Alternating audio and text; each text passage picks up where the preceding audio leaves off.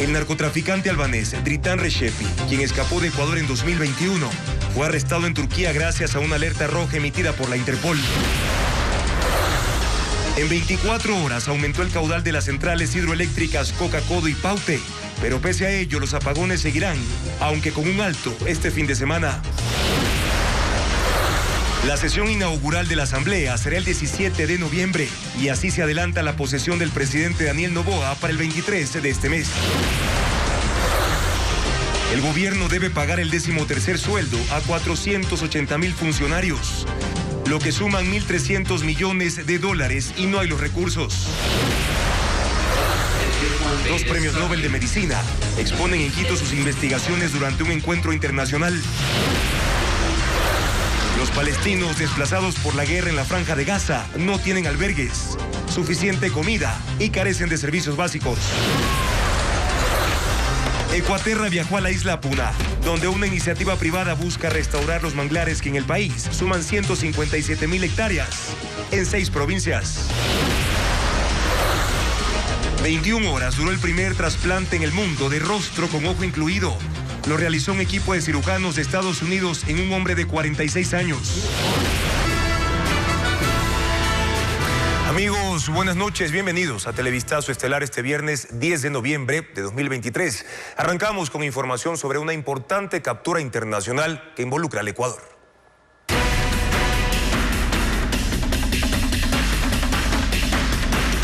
Recepi, el zar, cayó en Turquía. El capo albanés Dritan Recepi fue detenido en Estambul, Turquía. Sobre él pesaba una alerta roja de la Interpol por ser jefe de una organización internacional dedicada al tráfico de drogas desde Sudamérica hacia Europa. El zar escapó de Ecuador en el año 2021 cuando salió de la cárcel tras obtener la prelibertad. Merlin Ochoa con más detalles de esa noticia. Las autoridades italianas y albanesas ejecutaron la operación Cártel para capturar al zar de la cocaína. Se trata del albanés Dritan Recepi. La incursión se realizó la madrugada del viernes en Estambul, Turquía. El narco era buscado a escala internacional con notificación roja. Fue hallado en una mansión donde, según los agentes, también había joyas, dinero y armas. Ali Yerlikaya, ministro del Interior de Turquía, en su cuenta X confirmó la captura y recordó que Recepi fue sentenciado por homicidio intencional, tráfico de drogas, secuestro, falsificación de documentos de viaje, armas y municiones por la justicia de Italia y Albania. El ministro también indicó que consiguieron la ubicación del cabecilla narco gracias al trabajo conjunto de la sección de delitos antinarcóticos de Estambul y de 4 unidades especiales de la policía italiana. Dritan, de 43 años, usaba 6 nombres falsos, pero ingresó a Turquía por el aeropuerto de Estambul con pasaporte colombiano, donde consta la identidad de Benjamín Omar Pérez García. En Ecuador fue detenido en el 2014 en el operativo Balcanes, pero desde la cárcel seguía organizando grandes traslados de cocaína hacia Europa, según la policía. Fue sentenciado a 13 años por tráfico de drogas, pero en el 2021 un juez penitenciario le dio la prelibertad y le impuso medidas alternativas que no cumplió y escapó del país. Antes de llegar a Ecuador, el albanés ya se había fugado de 3 prisiones en el 2006 en Albania, 6 años después en Italia y la última vez fue en el 2011 cuando huyó de una cárcel en Bélgica. Es el cabecilla del cártel internacional llamado Compañía Bello, que transporta droga desde América del Sur a Europa. Según las autoridades, tras desaparecer de Ecuador, el albanés seguía enviando millonarios cargamentos de cocaína. Y la fuga del narco albanés ocurrió gracias a los beneficios concedidos por la justicia ecuatoriana. El juez penitenciario Diego Poma, que también ha fallado a favor de alias Fito, emitió su boleta de libertad pese a los pedidos de extradición que tenía. También se investiga la complicidad de otros funcionarios. Jacqueline Rodas informa. Al albanés Dritan Rexhepi le faltaban 6 años para cumplir su condena por narcotráfico, cuando el juez penitenciario Diego Poma le otorgó la prelibertad por cuestiones de salud. Emitió su boleta de excarcelación y a cambio dispuso que le coloque en grillete electrónico, presentación periódica y prohibición de salida del país. Pero el capo de la droga se fugó. Fernando Villavicencio, como presidente de la Comisión de Fiscalización de la Asamblea, denunció al juez. Yo estoy pidiendo este momento a la fiscal Diana Salazar que inicie acción penal en contra de este juez, Diego Poma, quien dio la libertad de forma ilegal al narcotraficante albanés Dritan Rexhepi. Entonces, también señaló que durante meses el albanés usó argucias para fingir que acudía a firmar su presentación periódica, con la complicidad de un defensor público, que médicos le ayudaron con certificados de largos periodos de reposo para justificar ciertas ausencias, y que el propio servicio penitenciario reconoció que las rúbricas consignadas no eran de él. Además, no usaba el grillete. Así, Rexhepi evadió los controles migratorios y al menos 2 pedidos de extradición de Italia y Albania que obvió el juez al otorgarle la prelibertad. Diego Poma tiene un historial de fallos a favor de sentenciados por casos de droga. Su nombre volvió a relucir en septiembre cuando le concedió el traslado de cárcel al líder de los choneros Adolfo Macías, alias Fito. El Consejo de la Judicatura le abrió una investigación disciplinaria que hasta el momento no da resultados. El juez penitenciario sigue en funciones. Los caudales en crecimiento de varios ríos del país permitieron al gobierno suspender los apagones previstos para hoy.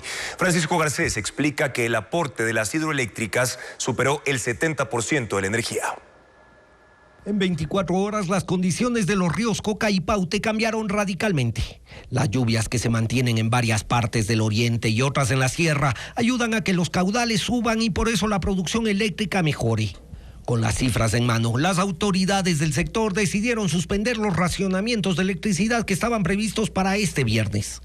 Se logró porque las hidroeléctricas están en condiciones de producir más energía. Coca-Codo Sinclair se benefició del aumento del caudal del río Coca. El jueves a las 5 de la mañana era de 175 metros cúbicos por segundo y en ese mismo horario este viernes era de 297 metros cúbicos cada segundo. Es decir, en 24 horas ese caudal creció 69%. No es el único caso. El río Paute también se benefició de las lluvias en Azuay de las últimas horas. En Mazar, la madrugada del jueves entraban 15 metros cúbicos por segundo de agua, pero al inicio de este viernes ya eran 72 metros cúbicos. Y río arriba, donde está el embalse de Amaluza, el caudal, que el jueves era de 42 metros cúbicos por segundo, inició este viernes con 92 metros cúbicos por segundo. Tomada la decisión de suspender los racionamientos, varias generadoras aumentaron su producción, especialmente Coca-Codo, que durante esta mañana alcanzó un pico de generación de 1.200 megavatios, aportando más del 50% de la energía hidroeléctrica del país. Las 3 generadoras del Paute permanecieron apagadas durante la mañana para permitir una recuperación en los embalses de alimentación de agua. Su generación fue compensada con Agoyán, planta que se alimenta del río Pastaza, y también con Delcitanizagua, ubicada en Zamora. Ambas centrales durante la mañana entregaron el 15% de la producción hidroeléctrica. Por primera vez en varios días, la energía hidráulica durante varias horas representó más del 70% de la electricidad producida en el país, cifra que no se había conseguido en varias semanas. El jueves 23 de noviembre será la posesión del presidente electo Daniel Noboa. Así lo decidieron los legisladores que presidirán la sesión inaugural de la Asamblea Nacional junto con el equipo del nuevo mandatario. Patricio Díaz informa. Las fechas de posesión del presidente de la República y la Asamblea Nacional se adelantan. La certificación del Tribunal Contencioso emitida el miércoles de que no hay impugnación a los resultados obliga, según la Constitución, a que hasta 15 días después, es decir, el 23 de noviembre, el nuevo jefe de Estado asuma funciones. Pierina Correa, de la Revolución Ciudadana, quien encabezará la primera sesión del Pleno, coordinó las fechas con la administración de la Asamblea y el equipo del nuevo jefe de Estado. Ella explica que no se podría hacer antes ni después. El día 23 está entre los 15 que señala la ley. ¿Por qué no menos que eso? Porque sí hay temas logísticos entre un proceso y otro. El desbaratar todo el pleno de la Asamblea, las curules, las computadoras, para poder armar el salón para el cambio de mando. Esa es la limitación, o sea, ya netamente logística. Además, señala que la coordinación con otros presidentes invitados obliga a que se tome la decisión de una fecha, la que no cambiará con las nuevas autoridades del Legislativo. Ya se comunicó oficialmente por parte de la Asamblea Nacional a Cancillería para que ellos ya procedan con esa base y fechas definitivas inamovibles a emitir las invitaciones internacionales. El administrador de la Asamblea dice que se han cubierto los temas logísticos necesarios para poder cumplir con los tiempos. Además, se adelanta la primera sesión del Legislativo, prevista inicialmente para el 20 de noviembre. Ahora se realizará el viernes 17, por lo que el plazo para la entrega de documentos de los legisladores electos para que puedan asumir sus cargos también se corta. Hasta ahora, solo 37 han cumplido el proceso. Faltarían 100. En un día, el riesgo país de Ecuador volvió a subir 111 puntos. Está cerca de superar los 2.000 puntos, uno de los más altos de Latinoamérica.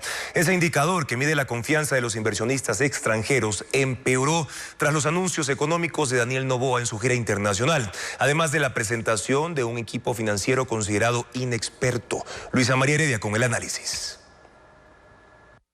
El riesgo país de Ecuador sube sin parar. El martes el indicador se ubicó en 1.823 puntos. El miércoles se situó en 1.934, lo que significa que en apenas un día subió 111 puntos. Y el jueves 9 llegó a 1.993, es decir, está a prácticamente nada de superar el rango de los 2.000, tal y como ocurrió con la muerte cruzada y la incertidumbre electoral. Este significativo incremento se produjo inmediatamente después de las reuniones que tuvo el presidente electo Daniel Noboa con inversionistas y la banca en Estados Unidos durante su gira por el extranjero, cuyo objetivo era atraer capital. Su mensaje no ayudó, pues lejos de contrarrestar la mala imagen que tiene el Ecuador en mercados internacionales donde lo ven como un país acostumbrado a endeudarse y a luego no pagar, encendió las alertas. Noboa les dijo que hay un alto riesgo de no poder pagar la deuda pública otra vez si no se aumentan los ingresos, y sobre cómo incrementarlos no expuso nada concreto. ¿Cómo va a llenar la brecha fiscal? ¿Qué medidas va a implementar para poner las finanzas en orden? O en términos generales, ¿cuál es el plan económico de su gobierno? Son las dudas con las que se quedaron los inversionistas y acreedores. Lo único que anticipó Noboa es que presentará una reforma tributaria con reducción de impuestos y que va a ampliar el endeudamiento, que requiere un préstamo puente de los organismos multilaterales. Lo dijo ante el FMI, con el que ya Ecuador tiene una de las deudas más grandes. Incluso les expresó su intención de buscar la reelección, lo que tampoco era oportuno o favorable, pues gobernar haciendo campaña a decir de los acreedores podría ser una limitante para la implementación de medidas económicas necesarias, pero impopulares. Finalmente, el anuncio de su equipo económico también fue visto como un desacierto. Presentó a Saria Moya, designada ministra de Economía y Finanzas, como líder de ese frente. Para el mercado internacional, una funcionaria inexperta, de quien creen que no tendrá la fuerza suficiente para manejar la coyuntura compleja que el país, por la falta de recursos, atraviesa con visión técnica. Criticaron que Moya no haya hablado durante los encuentros en Nueva York y en Washington.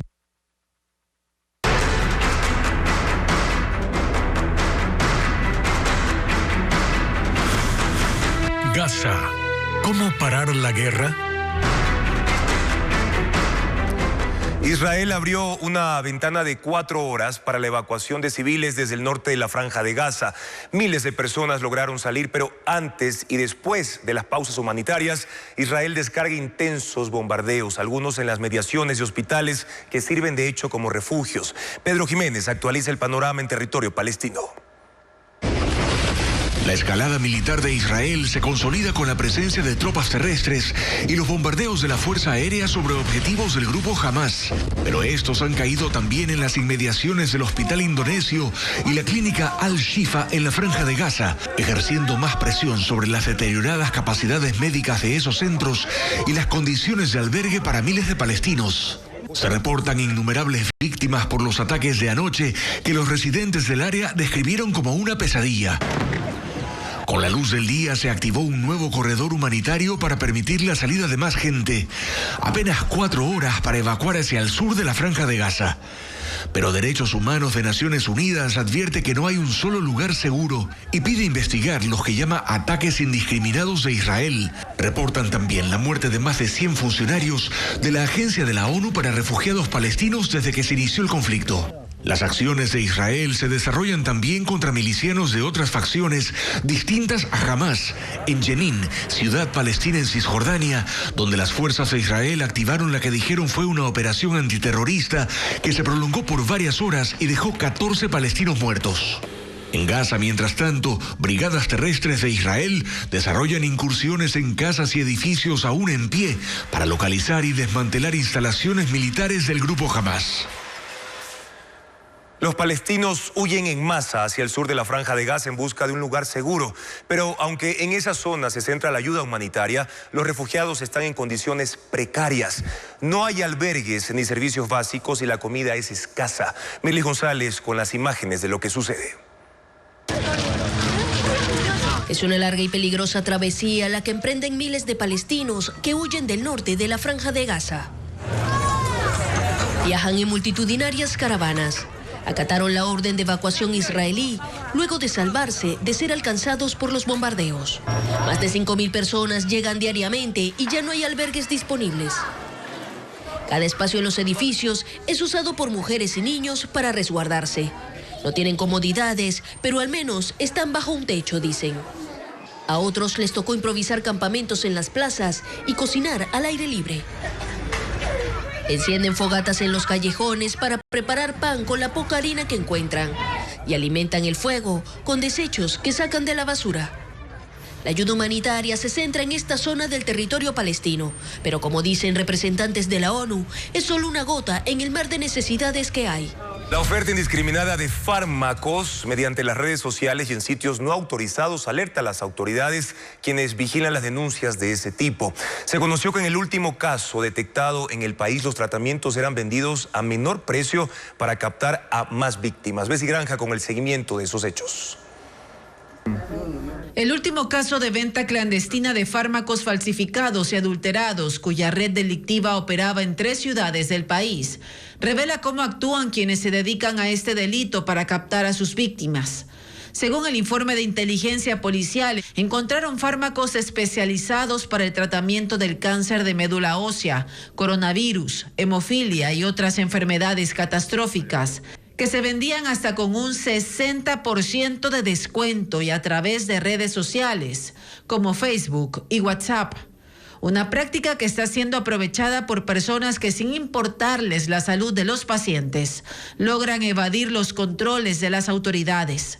En ese sentido, ARCSA, claro, de manera activa, realiza controles a la publicidad, redes sociales, medios, de todos aquellos, no solo medicamentos, sino todos productos en realidad que puede ocasionar una afectación a la salud.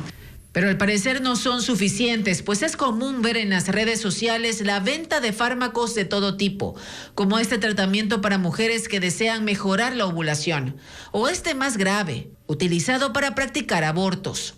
Según la Agencia de Regulación y Control Sanitario, ARCSA, en lo que va del año han clausurado 20 farmacias por el hallazgo de medicamentos caducados, falsos o adulterados. De ahí que las autoridades hacen un llamado a los ciudadanos a denunciar estos actos. La venta de fármacos en sitios no autorizados es frecuente en la bahía de Guayaquil, donde las medicinas no cuentan con el almacenamiento y la temperatura adecuada para garantizar su calidad. Por eso los directivos advierten que no es seguro comprar en estos sitios las medicinas. Y en la audiencia de formulación de cargos, un juez dictaminó prisión preventiva contra 10 de los 17 procesados por delincuencia organizada tras el hallazgo de medicina adulterada y falsificada en inmuebles y farmacias de Guayaquil, Milagro y Quito. Los otros 7 vinculados a ese caso recibieron medidas cautelares. El proceso de instrucción fiscal tendrá una duración de 90 días. La organización comercializaba tratamientos para pacientes con cáncer y otras enfermedades catastróficas. Consejo de Participación Ciudadana solicitó la intervención de la Corte Constitucional para frenar el uso de acciones de protección como recurso para impedir el nombramiento de autoridades de control del Estado. De hecho, hay 4 concursos estancados, como precisa Luisa María Heredia.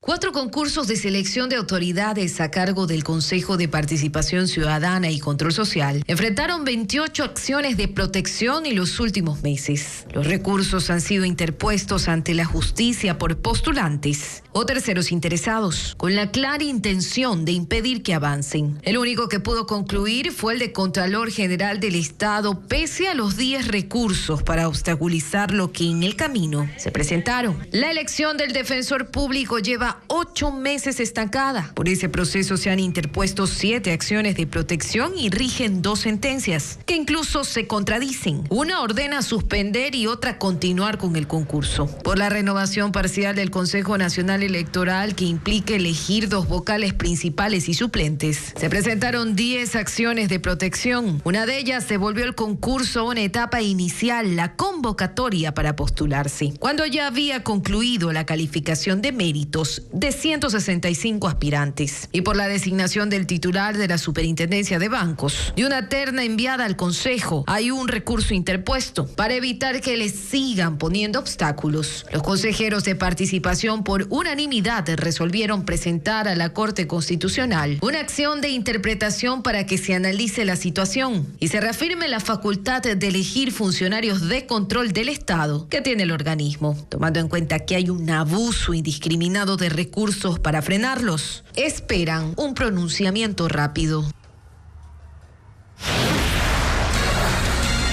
Luego de la pausa, ¿el pago de décimos está en peligro en el sector público? Analizaremos las opciones del próximo gobierno ante el déficit fiscal.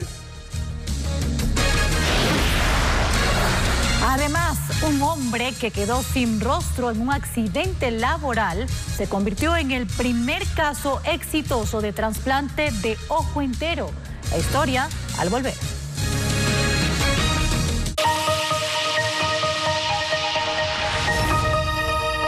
Juega por $2 millones.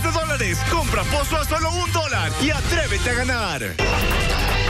Este domingo en Panorama Internacional, en Lima se registran enfrentamientos entre peruanos y venezolanos por el cobro de vacunas y otros delitos. Un robot policía de 200 kilos patrulla la estación de metro de Times Square en Nueva York. Una entrevista exclusiva con el grupo Maná, que vuelve a Ecuador después de 12 años. Panorama Internacional con Carolina Aguirre y Alfredo Pino Argote Quirós. Domingo 9:30 de la mañana por Ecuavisa.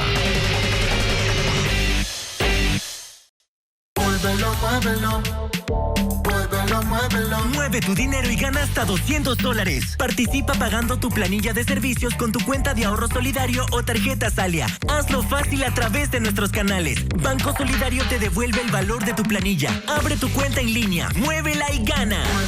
Aplica términos y condiciones. He creado una tecnología que va a cambiar toda la historia. Va a obtener un rendimiento y unas propiedades nunca antes alcanzados. La he llamado NanoSyn. Yo de ti me agarro por ¡Eureka, lo logramos! Golden Bear y su nueva tecnología NanoSyn, con moléculas modificadas en escala nanométrica, llegan a las partes más difíciles del motor, activándolo a su máxima potencia. No te quedes en el pasado. La evolución es NanoSyn de Golden Bear.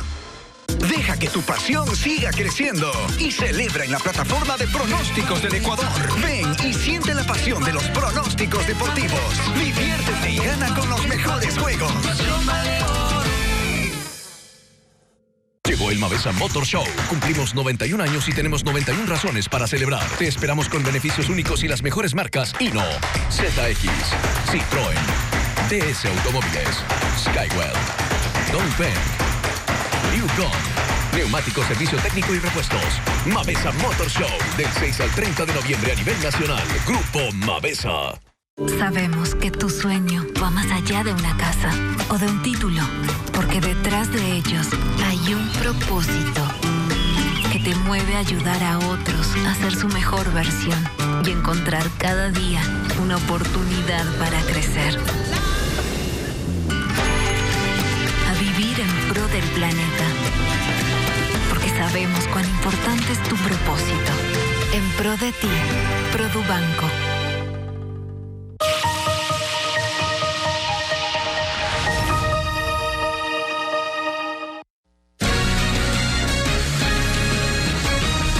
Los ingresos no alcanzan para pagar los sueldos del gobierno central en diciembre. El presidente electo apenas posesionado deberá hacer frente a un déficit que le obliga a acumular deuda para evitar no pagar sus sueldos a la burocracia. Francisco Garcés tiene las cifras. Diciembre es uno de los meses más complicados para las cuentas estatales. En ese mes se paga el 13º sueldo, es decir, el gasto en sueldos y salarios se duplica. Para el gobierno significa destinar algo más de 1.300 millones de dólares para pagar los sueldos de 480.000 funcionarios. Tarea difícil cuando, según las cifras oficiales, noviembre empezó con algo menos de 300 millones de dólares en caja. Ese es el escenario con el que se encontrará el presidente Daniel Noboa apenas se posesione de su cargo la última semana de noviembre. La situación se agrava por un aumento en el gasto corriente que suma 1.427 millones de dólares y una caída de ingresos, los petroleros en 43% y los tributarios en 4%. Aparece un fuertísimo déficit, 2.600 millones de déficit, cuando en el mismo periodo, un año antes, había un déficit de apenas 16 millones. Es una situación fiscal tremendamente complicada para el inicio del gobierno. Solucionar el problema será un reto para Noboa, que ha anunciado que está en busca de un préstamo puente que le permita sortear la obligación de diciembre y adicionalmente podría ser beneficiario de una preventa de petróleo que lleva adelante Petroecuador. Además de los sueldos, el gobierno deberá pagar obligaciones por más de 2.000 millones de dólares y los ingresos no alcanzarán. Hasta septiembre, los atrasos con gobiernos seccionales, proveedores y otros compromisos sumaron 1.500 millones de dólares, cifra que posiblemente crecerá en diciembre. La prioridad será pagar los sueldos, pero tendrá que seguir atrasándose con la seguridad social, a quien no les está pagando desde marzo, seguir atrasado con los gobiernos provinciales, atrasado con los proveedores, es decir, una situación de iliquidez que se termina transfiriendo a toda la economía. El problema puede agravarse si el régimen queda imposibilitado de transferir los recursos a los gobiernos seccionales, que en conjunto en diciembre deberán pagar sueldos por 150 millones de dólares y que tampoco estarían disponibles hasta el momento. Jorge Cherres evita a toda costa ser sancionado por el desfalco al Instituto de Seguridad Social de la Policía, el ISPOL. Hoy, luego de más de 2 años, finalmente debía terminar la audiencia, llamado a juicio por peculado, pero sus abogados no acudieron. Jacqueline Rodas con más detalles.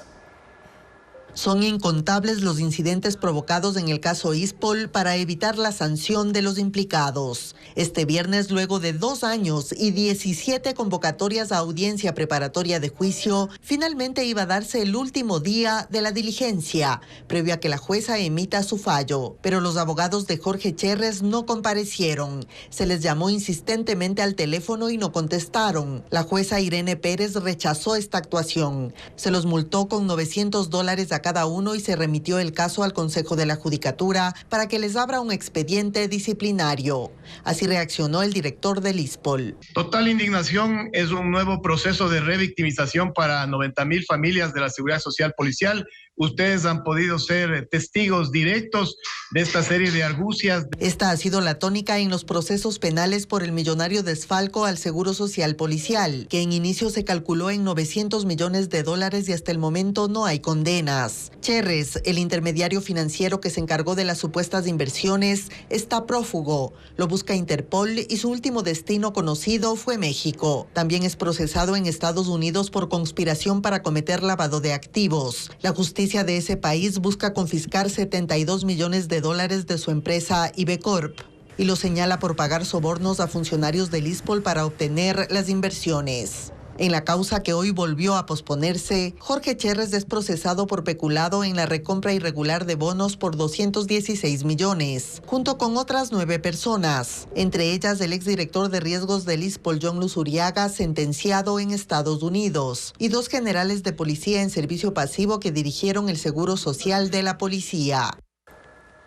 Ucrania recibe los primeros aviones de combate donados por Países Bajos para la nueva fase de la guerra por la invasión de Rusia. Se trata de 5 cazas F-16 que han aterrizado en una base militar en Rumania, donde se entrenará a los pilotos ucranianos. Una fase indispensable antes de las misiones de defensa y ataque.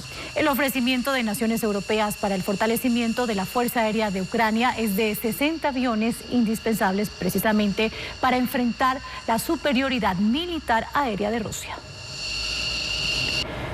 El alcalde de Nueva York, Eric Adams, es investigado por el presunto financiamiento irregular de su campaña en 2021.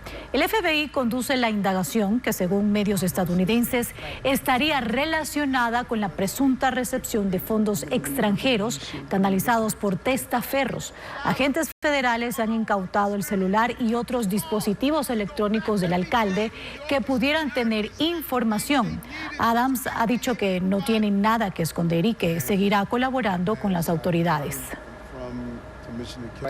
Estados Unidos y China tendrán un encuentro clave para el mejoramiento de sus relaciones diplomáticas y comerciales en medio de tensiones políticas. El presidente chino Xi Jinping se reunirá con Joe Biden en San Francisco la próxima semana. El informe con Pedro Jiménez. La Casa Blanca confirmó esta mañana las reuniones que tendrán Joe Biden y Xi Jinping el miércoles 15 de noviembre en los Estados Unidos. Será la segunda ocasión en que los mandatarios tengan un encuentro frente a frente y la primera en todo un año desde la cumbre del G20 en Indonesia, en momentos en los que más de un conflicto ha desestabilizado las relaciones entre ambas potencias. El apoyo financiero y de servicios y equipos militares de Estados Unidos a Taiwán, por ejemplo, territorio insular declarado autónomo hace 111 años, pero que China reclama como propio, y los temores de una invasión china a Taiwán. Además, la cercanía de China con Rusia y los presuntos negocios de armas de Vladimir Putin con Corea del Norte, divergencias sobre la invasión rusa a Ucrania, y ahora las gestiones por separado que tanto China como Estados Unidos hacen respecto a la guerra de Israel contra el grupo palestino Hamás. Solo el hecho de que se sienten a conversar es visto por expertos como una buena señal para prevenir el deterioro de relaciones que abarcan también temas comerciales. De hecho, la reunión se producirá en el marco del Foro de Cooperación Económica Asia-Pacífico a realizarse en San Francisco, California, desde el 11 hasta el 17 de noviembre. La cita bilateral entre Biden y Xi Jinping se producirá luego de múltiples contactos previos y visitas de orden diplomático, financiero y comercial de delegaciones de China y Estados Unidos en Beijing y en Washington. Y el encuentro de más alto nivel de la próxima semana se espera que conduzca también a la reapertura de comunicaciones en el plano militar. En México, 4 ecuatorianos fueron rescatados junto con otros 119 migrantes que viajaban dentro de un tráiler por una carretera en San Luis Potosí. Los vecinos alertaron a las autoridades, como informa Eliana Suárez. Ocurrió en una carretera de Matehuala, en San Luis Potosí. Un residente llamó a la policía e informó que escuchó gritos que salían del contenedor de un tráiler que había sido abandonado. Autoridades mexicanas encontraron con vida a 123 migrantes. 34 de ellos eran menores de edad. En este grupo había 4 ecuatorianos, 40 guatemaltecos, 35 nicaragüenses, 29 hondureños y los otros de El Salvador y de Cuba. La Agencia Mexicana de Migración no reveló cómo llegaron a quedar atrapados allí, ni cuánto tiempo habían permanecido, pero afirman que se les dará alojamiento mientras se resuelve su situación. En España, la policía detuvo a 24 personas que protagonizaron disturbios frente a la sede del Partido Socialista Obrero en Madrid. Según la delegación del gobierno, en esa ciudad, 8.000 manifestantes se congregaron en el 7º día de protestas en contra de la amnistía para los líderes del fallido intento de independencia de Cataluña en 2017. Una concesión que Pedro Sánchez daría a un grupo de parlamentarios a cambio del apoyo para ser investido nuevamente como presidente. En Estados Unidos, un equipo de cirujanos de Nueva York realizó el primer trasplante de un ojo entero. El paciente había perdido gran parte de su rostro al recibir una potente descarga eléctrica. Eliana Suárez con más detalles del complejo procedimiento. Aaron James, de 46 años, quien trabajaba para una empresa eléctrica instalando líneas de alta tensión, en 2021 sufrió un accidente laboral.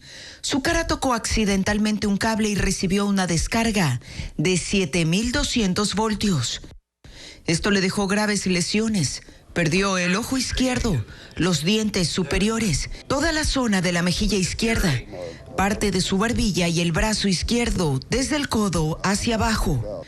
Fue referido al centro médico NYU Langone Health, líder en reconstrucción facial.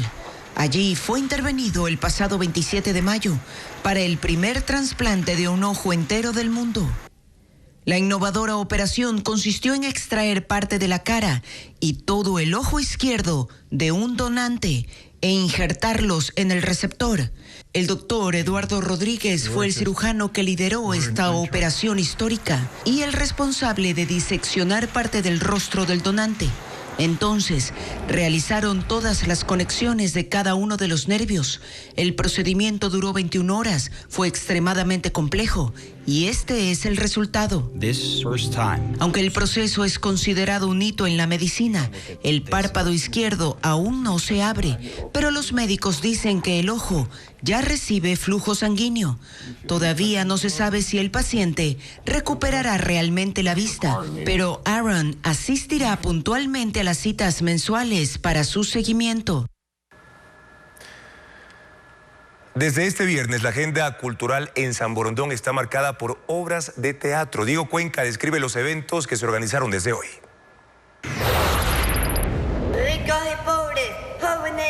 En San Borondón se prepara la obra El Mercadillo de la Sinceridad, una propuesta de arte e inclusión en la que participan 18 artistas, entre ellos 12 actores con discapacidad.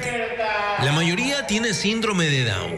La propuesta escénica pone a dos personajes, tristeza y alegría. Ambos mostrarán la importancia de ser auténtico y respetar las emociones de los demás. Un preámbulo de la temporada navideña.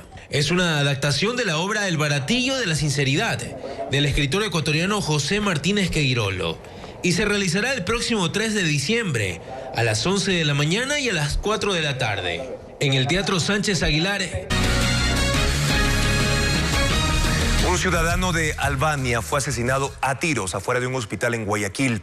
La policía recogió 9 restos de bala en la escena. Diego Cuenca revela de quién se trata. Eran las 8:30 de la noche de ese jueves, cuando el ciudadano de nacionalidad albanesa descansaba dentro de un vehículo estacionado en los exteriores del Hospital Luis Bernaza, en el centro de Guayaquil. En ese momento llegaron los sicarios en moto y dispararon contra el hombre de 53 años, que fue identificado como Rizaj Arjanit. La policía recogió la versión de una mujer que dijo ser su esposa y comentó que el crimen ocurrió cuando ella estaba sentada al ingreso de esa casa de salud. El extranjero, cuando recibió los disparos, fue auxiliado por ciudadanos y familiares que intentaron ingresarlo a esa casa de salud. Sin embargo, fue trasladado de inmediato a una clínica donde los médicos confirmaron su deceso. Los agentes de criminalística recogieron 9 restos de bala en la escena y aún no logran determinar el motivo del asesinato. Delincuentes con fusil robaron en una discoteca del norte de Guayaquil y prendieron fuego a un carro para huir. Merlin Ochoa informa. A las 7:30 de la noche de ayer jueves, esta explosión que se escuchó a 10 cuadras a la redonda alarmó a los habitantes de La Garzota en el norte de Guayaquil. Según la policía, en el carro llegaron 5 delincuentes. 4 de ellos ingresaron a la discoteca, sometieron al guardia, le robaron el arma y se sustrajeron $3,000. Además, en todo el trayecto de salida rociaron combustible hasta llegar al vehículo, al cual le prendieron fuego y huyeron en 3 motos. Es un elemento distractor que puede pasar para llamar la atención tanto de la policía en este caso como de la ciudadanía y ellos poder escapar del lugar donde cometieron este hecho. Durante la mañana de este viernes, los trabajadores del local sacaron los escombros.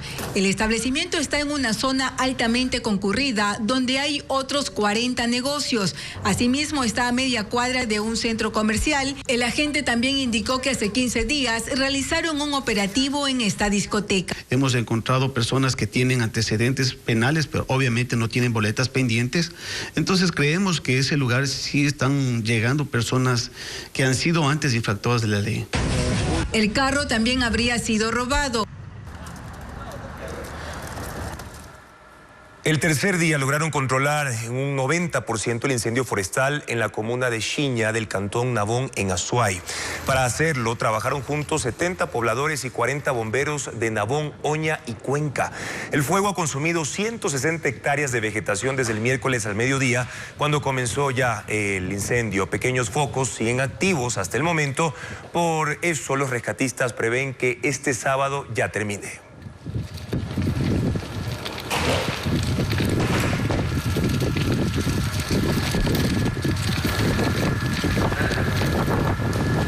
La feria Expomoto se inauguró este viernes en Guayaquil para los aficionados de las motocicletas. El evento se extenderá hasta este domingo. Y se exhibirán las últimas tendencias tecnológicas en esos vehículos. Vanessa Robles cuenta que esperan recibir a 10.000 personas. La moto más rápida del mundo está en Guayaquil y vale $46.000. Es la Kawasaki H2.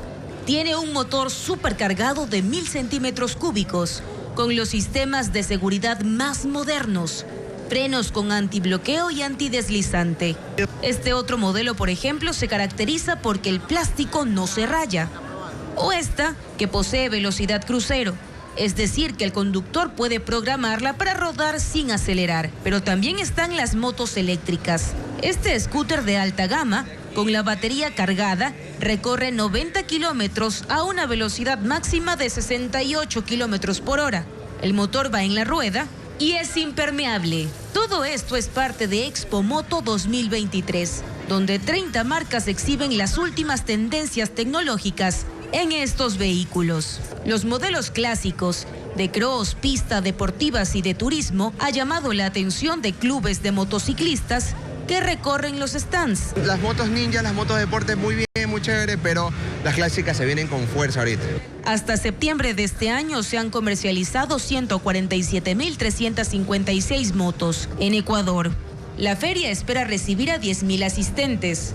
Estará abierta desde el viernes hasta el domingo, desde las 9 de la mañana hasta las 9 de la noche.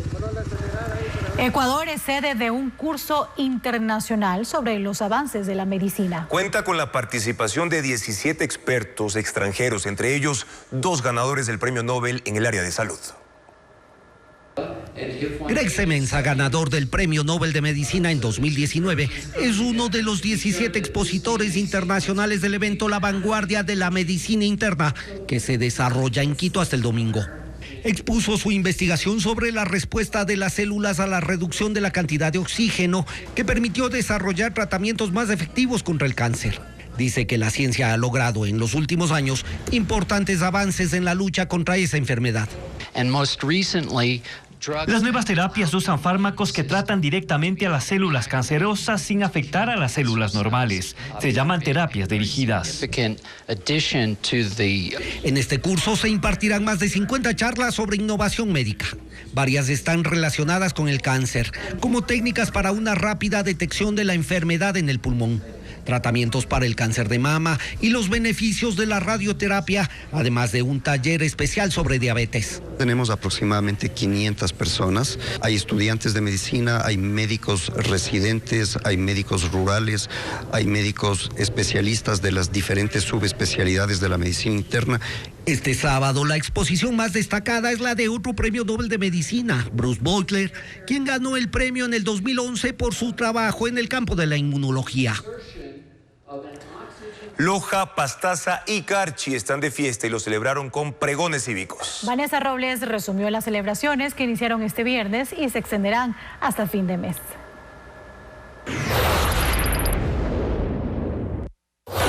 El Parque Bolívar, al norte de la ciudad de Loja, fue el punto de concentración para los alumnos de 50 planteles educativos, que con un pregón cívico, instrumentos musicales y pancartas, recorrieron la ciudad hasta la Plaza San Sebastián, al sur. Así se dio inicio a las fiestas por los 203 años de independencia del cantón. Al ritmo del pasacalle lojano, la flor zamorana, las autoridades de la ciudad inauguraron las actividades festivas que culminarán el 18 de noviembre con la sesión solemne. Un mensaje de paz, soltando al cielo 300 globos de helio, marcó la despedida del evento.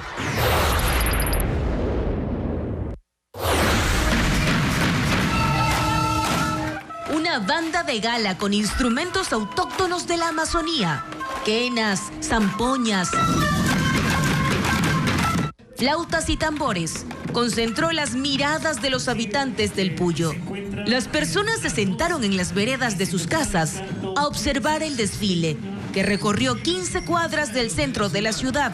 Así se conmemoró los 64 años de provincialización de Pastaza. 500 personas, entre alumnos de unidades educativas, militares y demás entidades públicas, participaron del evento.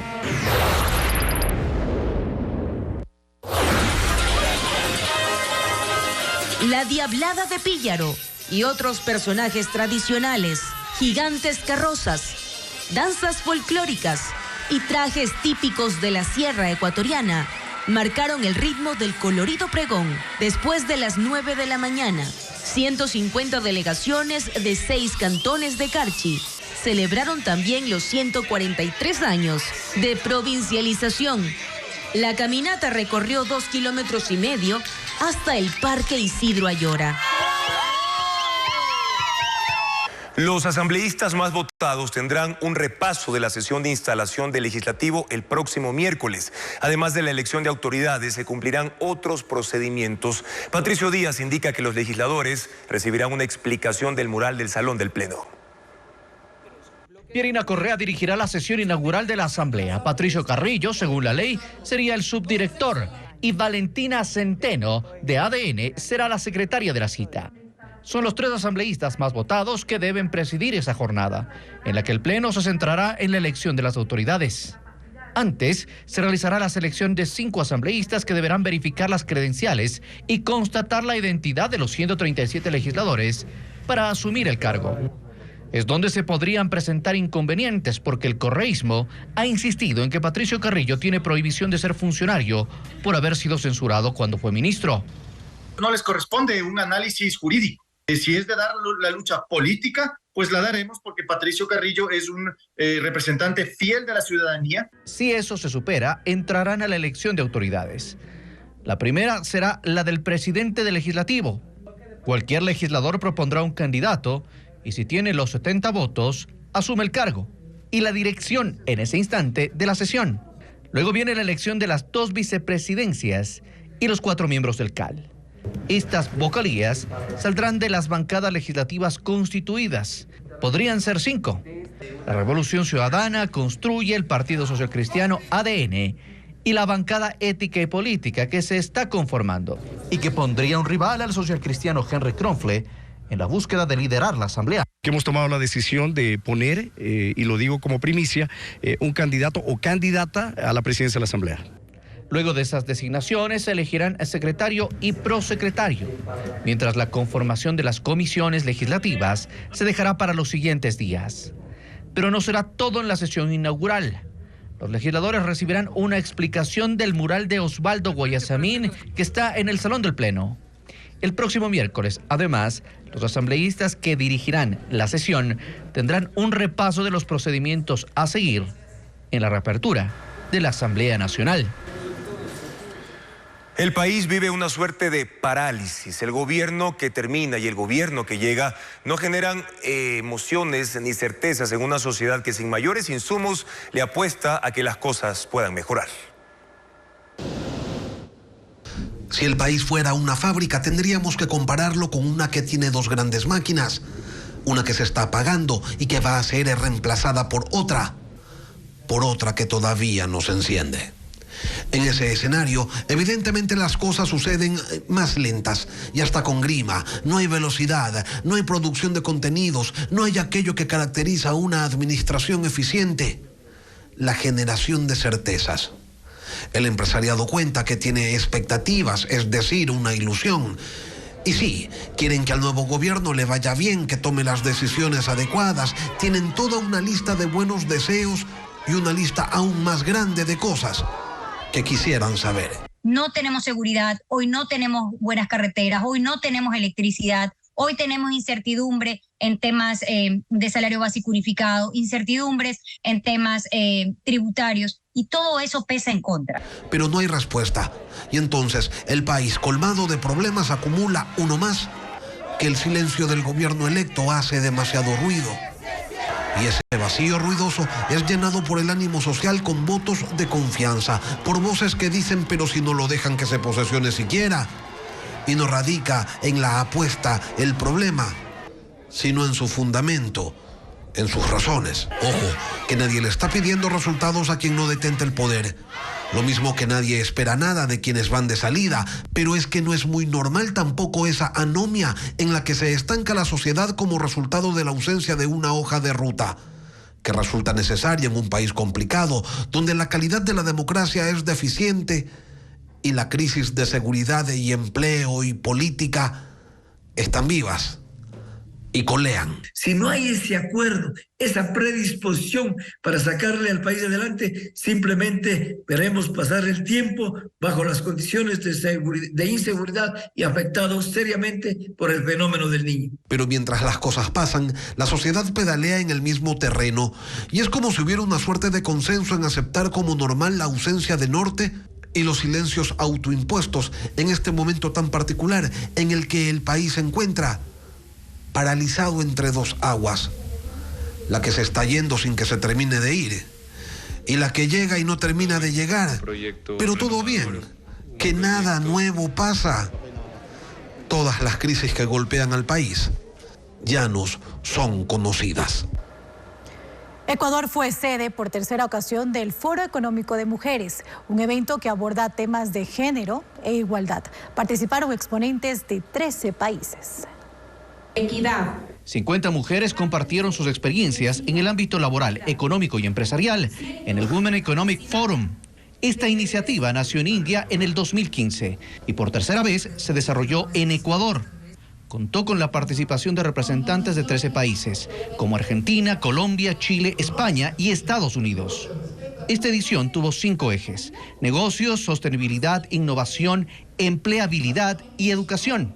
Hemos hablado también de esas brechas de género que existen en las empresas privadas y la necesidad de que los hombres se unan a esta causa, de que tanto hombres y mujeres por mérito y capacidad debemos percibir el mismo salario. Tener un intercambio de experiencias, alimentar nuestros conocimientos, pero sobre todo hacer alianzas estratégicas que nos permitan avanzar en el desarrollo. Uno de los conversatorios contó con la participación de 5 niñas de una fundación de liderazgo femenino. Tenemos que trabajar mucho es que nuestras niñas sepan que pueden ser capaces de estar en cualquier posición, porque no es un tema de género el ser piloto de combate, ser bombero, ser árbitro, sino que es un tema de que nuestras niñas deben soñar y formarse para poder lograr esos espacios. El Women Economic Forum es considerado la red de mujeres más grande del mundo, con presencia en 150 países. Los manglares retienen hasta 10 veces más dióxido de carbono que los bosques y funcionan como una barrera natural contra inundaciones. Pero el mundo ha perdido la mitad de esos espacios naturales en los últimos 40 años por la deforestación y el crecimiento urbano e industrial. La problemática no es ajena en Ecuador. Ecuaterra viajó hasta la isla Puná, donde una iniciativa privada busca restaurar estos pulmones verdes.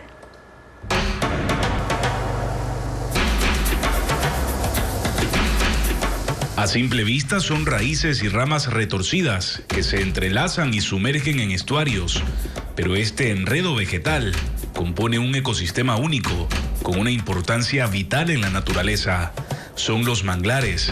Ecuador tiene más de 157.000 hectáreas repartidas en 6 provincias: Esmeraldas, Manabí, Santa Elena, Guayas, El Oro y Galápagos. Un ambiente frágil, vivero de especies. Las principales, la concha prieta y el cangrejo rojo. Las garzas ocupan un espacio relevante y hay garzas, podemos decir, de todos los colores. Y también, obviamente, una especie emblemática de los manglares son los cocodrilos. Pero además, sus hileras de árboles funcionan como una suerte de ingeniería de la naturaleza. Mira esas raíces que vienen desde arriba y luego forman como un enrejado. Entonces, por eso es que los peces pueden entrar y encontrar un refugio allí donde pueden desovar con seguridad. Ese enrejado natural también es lo que frena las inundaciones. Frena las inundaciones y protege la línea de costa, no solamente de las inundaciones, sino también de la salinidad.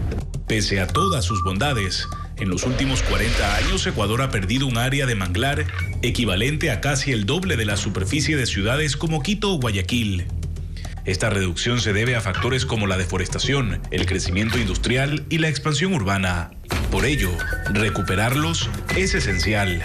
Ecuaterra acompañó una jornada de siembra de manglar en la isla Puná, en el Golfo de Guayaquil.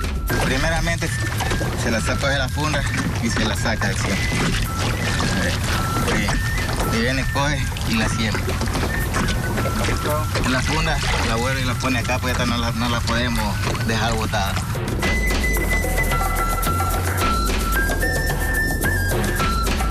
Cada persona nos sembramos casi 400 matitas. La iniciativa privada Sembrando Manglares viene reforestando este ecosistema desde 2017. Como puedes ver ahorita están las plántulas de manglar. Las puedes ver las primeras, que son pues las recién sembradas o que ya han tenido un tiempo de siembra corto, y las que ya vemos en la parte de atrás ya son mangles que ya tienen ya algunos años. A través de este proyecto hemos podido sembrar hasta el momento más de 200.000 plántulas en 105 hectáreas, que si podemos hacer una comparación, eso equivale más o menos a 5 veces el Malecón 2000. Otra bondad ecosistémica de los manglares es que pueden almacenar hasta 10 veces más dióxido de carbono que los bosques terrestres. A ese CO2 atrapado bajo el agua se le llama carbono azul y es una dinámica clave para reducir el impacto de los gases de efecto invernadero en la atmósfera. Una esponja que captura carbono. Hay una diversidad de animales que reciclan mucho más rápido todos los nutrientes. Entonces eso hace que los suelos del manglar almacenen mayor cantidad de carbono más que otros ecosistemas. Que la sociedad ayude a protegerlo, porque es un ecosistema muy frágil, el cual necesita que nosotros le demos protección y no destrucción. La conservación de estos ecosistemas pasa por proteger su biodiversidad, utilizar sosteniblemente sus recursos e involucrar en esas tareas a las comunidades costeras, que dependen directamente de estos pulmones verdes.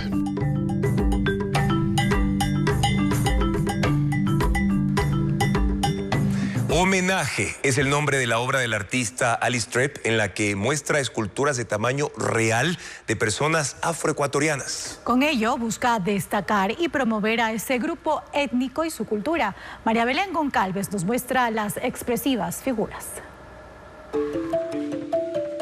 Hay que acercarse lo suficiente para darse cuenta que este no es un hombre al que se le ocurrió colgar una hamaca justo en la entrada del Museo Naín Isaías, en el centro de Guayaquil, sino que se trata de una de las esculturas talladas en tamaño real de la obra Homenaje de Alice Trepp. Esta colección contiene fundamentalmente piezas de personas de la zona del Valle del Chota que comparten las provincias de Imbabura y Carchi. Aunque también hay una pieza de un personaje que está a las afueras del museo, y este personaje es un afrodescendiente en una hamaca, y esta persona fue esculpida en esmeraldas. En total son 11 piezas y cada una fue tallada y pintada a mano, minuciosamente, para replicar a personas afrodescendientes reales en situaciones cotidianas como dar de lactar, trabajar o jugar fútbol. La gente ve a estas personas y puede disfrutar de sus formas, de la estatura, de los volúmenes, del color, y eso le hace cercana a la apreciación de la obra de arte. La muestra estará disponible hasta el mes de enero, de lunes a sábado, desde las 9 de la mañana hasta las 5 de la tarde. La entrada es gratuita. Las 10 candidatas a Reina de San Francisco de Quito ya fueron presentadas. El concepto de este año es la ciudad que nos une. Cada una habló de los proyectos sociales que impulsarán en caso de convertirse en la nueva soberana de la capital. Alejandra Proaño asistió al evento y tiene más detalles. La Fundación Reina de Quito presentó a las 10 jóvenes que compiten por ser la nueva soberana de la ciudad. El concepto de este año es la ciudad que nos une y busca resaltar las bondades de Quito. Que hemos sentido que la identidad quiteña se ha perdido y es por eso que este año quisimos reforzarla muchísimo y mostrar todo lo que significa ser quiteños, el orgullo que tenemos y poder gritarlo no incluso solo a nivel nacional, sino también internacional. 10 de 21 proyectos sociales fueron los finalistas, entre ellos sobre violencia de género, cuidado de los animales y el trabajo con grupos vulnerables. Mi proyecto se llama Mujeres sin Miedo y busca aumentar el empoderamiento de las mujeres a través también de charlas y conocimiento de la sociedad sobre este gran problema que tenemos, la violencia de género contra la mujer. Mi proyecto va a ser realizado a través de la sensibilización y también de la concientización. Lo que tratamos es de incluir a los niños en espacios educativos, así como también dar una segunda oportunidad a los animalitos que han sido abandonados. Quien sea elegida como reina de la capital deberá ejecutar las propuestas junto a la fundación que ejecuta ayudas sociales. Tienen que trabajar todo el año para poder financiar nuestro centro terapéutico. Ese es el trabajo que nosotros hacemos día a día como hormiguitas, pero con muchísimo cariño para nuestra ciudad. La nueva reina de San Francisco de Quito se conocerá el 20